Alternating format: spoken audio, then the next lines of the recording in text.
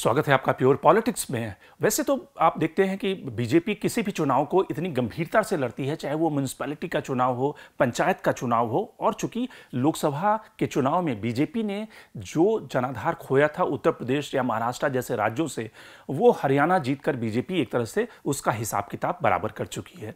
तो अब महाराष्ट्र का चुनाव बीजेपी के लिए क्यों इंपॉर्टेंट है, और खास करके बीजेपी से ज़्यादा उद्धव ठाकरे के लिए इंपॉर्टेंट है, क्योंकि बाला साहब की जो लेगेसी है, जिसके उत्तराधिकारी एक तरह से उद्धव ठाकरे अपने को क्लेम करते हैं, उनके लिए ये चुनाव एक तरह से डिसाइडिंग फैक्टर होगा। क्योंकि अगर शिंदे सेना उनके मुकाबले ज़्यादा सीटें जीत जाती है तो एक तरह से तय हो जाएगा कि बाला साहब की जो लेगेसी है वो शिंदे के पास में है, और इस तरह से उद्धव ठाकरे की जो यूएसपी है, शिवसेना की यूएसपी, बाला साहब की यूएसपी, वो एक तरह से वो लूज कर जाएंगे, वो डाइल्यूट हो जाएगा। तो इसलिए ये विधानसभा जो चुनाव है न केवल बीजेपी के लिए इंपॉर्टेंट है, बीजेपी के लिए इसलिए इंपॉर्टेंट है क्योंकि महाराष्ट्र यूपी के बाद सबसे बड़ा एक ऐसा राज्य है जहां पर लोकसभा की 48 सीटें हैं। इकोनॉमिक कैपिटल कहा जाता है मुंबई महाराष्ट्र को, तो इसलिए बीजेपी के लिए तो महत्वपूर्ण है ही। उद्धव ठाकरे के लिए ये चुनाव काफी इंपॉर्टेंट है, महाराष्ट्र का विधानसभा चुनाव। लेकिन क्या उद्धव ठाकरे अपनी जमीन को, राजनीतिक जो जमीन है, जो बाला साहब की लेगेसी है, उसको बचाने में कामयाब हो जाएंगे? क्योंकि उद्धव ठाकरे या शिवसेना अगर देखें, जब 1990 के जमाने से जब बीजेपी के साथ अलायंस हुआ शिवसेना का, उस जमाने से शिवसेना अपनी जमीन जो है लगातार खो रही है, और ये चुनाव एक तरह से डिसाइडिंग फैक्टर होगा। तो प्योर पॉलिटिक्स में बात हम करेंगे किस तरह से ये चुनाव, महाराष्ट्र का चुनाव है, वो तीनों अलायंस पार्टनर के लिए एक क्रूशियल चुनाव है, और उद्धव ठाकरे के लिए उससे भी ज्यादा क्रूशियल चुनाव है।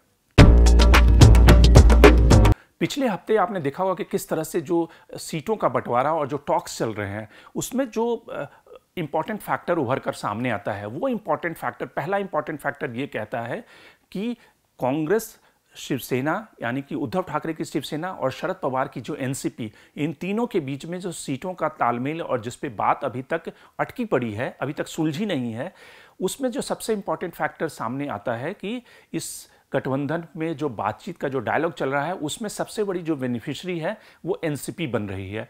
वो किस तरह से आप देखेंगे पिछले विधानसभा चुनाव में, यानी कि 2019 के विधानसभा चुनाव और 2024 के विधानसभा चुनाव में काफ़ी स्थितियां अलग है। 2019 के विधानसभा चुनाव में दोनों गठबंधन में दो दो पार्टियां थी, यानी कि बीजेपी के गठबंधन में शिवसेना, यूनाइटेड शिवसेना थी, वैसे ही कांग्रेस और एनसीपी, यूनाइटेड एनसीपी चुनाव लड़ी थी। लेकिन इस बार स्थितियां बिल्कुल अलग हैं, क्योंकि इस बार 4 पार्टियां नहीं बल्कि 6 पार्टियां चुनाव लड़ रही हैं। दोनों अलायंस में 3-3 पार्टियां हैं।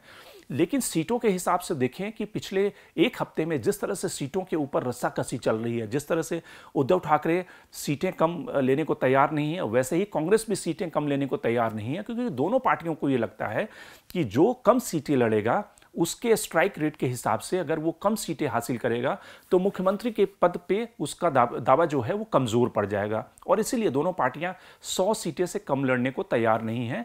और कांग्रेस इसलिए क्लेम कर रही है क्योंकि लोकसभा चुनाव में कांग्रेस का जो प्रदर्शन था वो बहुत ही बेहतरीन प्रदर्शन रहा महाराष्ट्र में, बाकायदे इसके कि उद्धव ठाकरे के लोगों में एक सिंपैथी थी।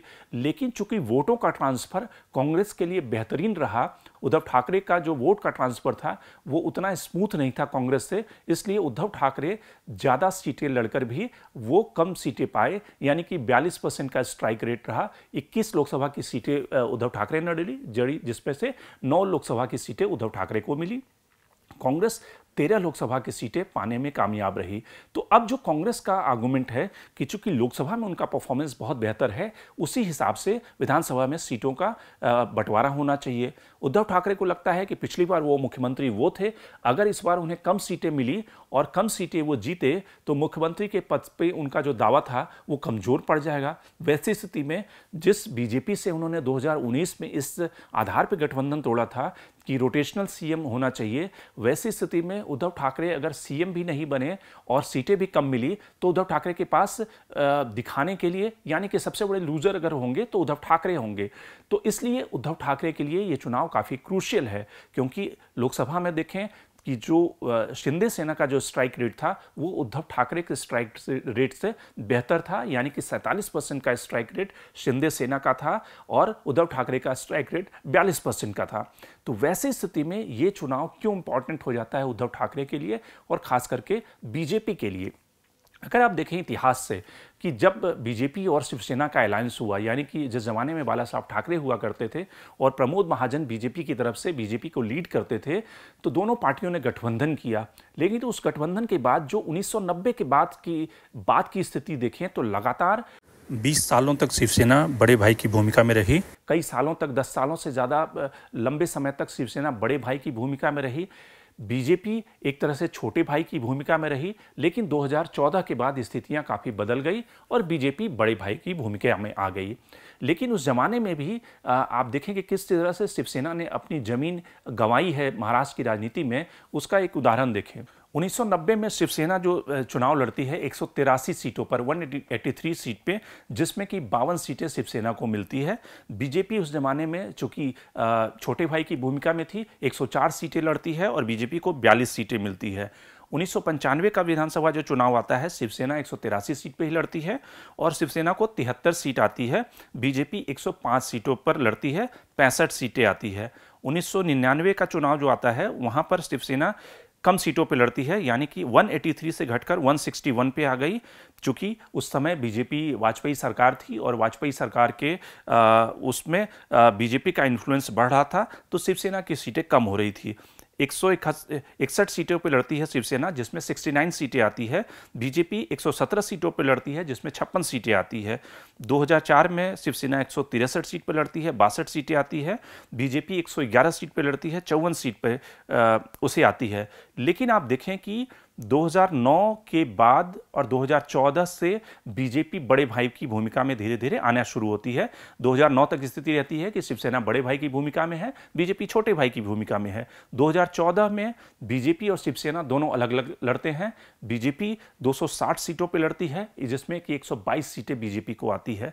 सेना पूरी सीटों पर लड़ती है, उसे मात्र 63 सीट आती है। 2019 में 164 सीटों पर बीजेपी लड़ती है, जिसमें से 105 सीटें बीजेपी को आती है और शिवसेना जो है, यूनाइटेड शिवसेना 124 सीटों पर लड़ती है, 56 सीटें शिवसेना को आती है।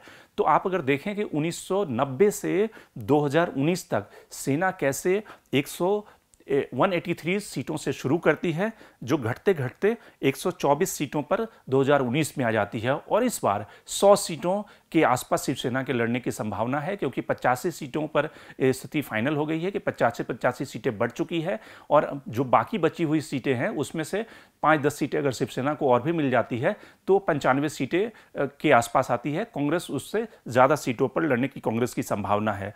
तो एक तरह से शिवसेना की जो स्थिति है वो लगातार कमज़ोर होती जा रही है। अब अगर आप पिछले लोकसभा चुनाव की बात करें, शिवसेना का जो सबसे स्ट्रॉन्ग जो इलाका रहा है वो कोंकण का बेल्ट रहा है, वो मुंबई का इलाका रहा है, वो थाने का इलाका रहा है जब अनडिवाइडेड शिवसेना रही।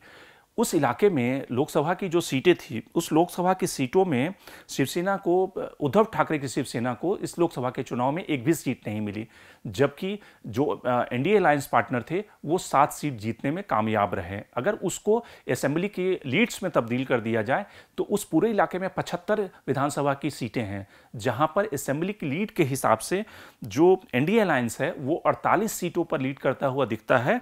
उसके समानांतर उसके पैरेलल जो एनडीए अलायंस है वो 27 सीटों पर ही लीड करता हुआ दिख रहा है। तो यानी कि जो सबसे स्ट्रॉन्ग पॉकेट है शिवसेना का, उस पॉकेट में उद्धव ठाकरे बहुत अच्छा परफॉर्म करते हुए नहीं दिख रहे हैं। उद्धव ठाकरे ने दूसरे इलाके में परफॉर्म किया है। तो इसलिए सबसे बड़ा जो चैलेंज है इस चुनाव का कि उद्धव ठाकरे को यह दिखाना होगा कि जो लोकसभा चुनाव में उन्हें सिंपैथी मिला था इस बात का कि किस तरह से बीजेपी ने बंटवारा कर दिया शिवसेना का, शिंदे सेना बनवा दिया, उनके साथ विश्वासघात का घात हुआ, उनके साथ बेट्रेयल हुआ, वो सिंपैथी फैक्टर क्या इस विधानसभा चुनाव में भी इंटैक्ट रहेगा और क्या वोटों का ट्रांसफर जिसका फायदा शिवसेना को, उद्धव ठाकरे की शिवसेना को लोकसभा चुनाव में बहुत ज़्यादा नहीं हुआ, वो वोटों का ट्रांसफर शिवसेना के लिए कांग्रेस और एनसीपी से ज़्यादा स्मूथ होगा, जिससे कि उद्धव ठाकरे अपनी साबित कर सके कि वो बाला साहब की लेगेसी के असली इनहेरिटर हैं, असली दावेदार हैं, उत्तराधिकारी हैं, न कि शिंदे उसके असली उत्तराधिकारी कहलाएंगे अगर वो विधानसभा चुनाव में ज़्यादा सीटें जीत जाते हैं उद्धव ठाकरे से। दूसरा जो बड़ा सवाल है वो बीजेपी के लिए और खास करके देवेंद्र फडणवीस के लिए इस चुनाव में कि बीजेपी का जो परफॉर्मेंस है लोकसभा में वो काफ़ी डिजास्ट्रस था। किस तरह से लोकसभा में चुनाव में बीजेपी ने अपनी सीटें खोई। तो अगर देवेंद्र फडणवीस इस चुनाव में परफॉर्म करते हैं 2014 और 2019 के समानांतर, क्योंकि बीजेपी के लिए सबसे बड़ा लोकसभा चुनाव में सबसे बड़ा चैलेंज ये था कि एनसीपी से वोटों का जो ट्रांसफ़र था वो बीजेपी को नहीं हुआ, तो जिसकी वजह से बीजेपी की सीटों की संख्या कम हो गई। तो वोटों का ट्रांसफ़र अगर स्मूथ रहता है, जो इंटरनल कॉन्ट्रडिक्शन है उसको बीजेपी पाट लेती है, तो देवेंद्र फडणवीस की जो सत्ता है महाराष्ट्र में सुरक्षित रहेगी। और हो सकता है, जैसे अमित शाह ने कहा है कि 2019 में बीजेपी को महाराष्ट्र में अपनी सत्ता लानी है, अपनी सरकार बनानी है, अपना मुख्यमंत्री बनाना है, तो वैसी स्थिति में देवेंद्र फडणवीस उसके सबसे बड़े नायक होंगे। लेकिन अगर बीजेपी उस तरह से परफॉर्म नहीं करती है तो फिर देवेंद्र फडणवीस के ऊपर सवाल उठने शुरू हो जाएंगे, जो लोकसभा चुनाव में भी उठे थे उनकी खराब परफॉर्मेंस के कारण। तो इसलिए कि चैलेंज जो है वो दोनों पार्टियों के लिए है, न केवल देवेंद्र फडणवीस बीजेपी के लिए है, बल्कि उद्धव ठाकरे के लिए अपनी लेगेसी को साबित करने के लिए ये एक महाराष्ट्र का जो विधानसभा चुनाव है वो एक क्रूशियल फैक्टर है, एक डिसाइडिंग फैक्टर होगा इस चुनाव में। Shankar Animesh, the print. लेकिन आप हमारे यूट्यूब चैनल को सब्सक्राइब करना न भूलें, अपने कमेंट्स, अपने रिएक्शन